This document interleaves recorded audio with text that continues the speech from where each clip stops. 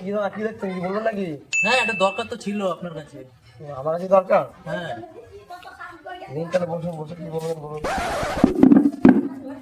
দাদা আপনি কি একাই কাজ করেন নাকি?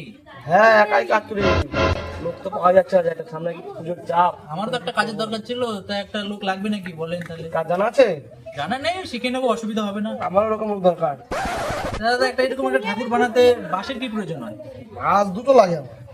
আচ্ছা, আর ধরেন এই ভিতরে যে খড় দেন, খড় কিরকম প্রয়োজন হয়? ঘর দুটো লাগে।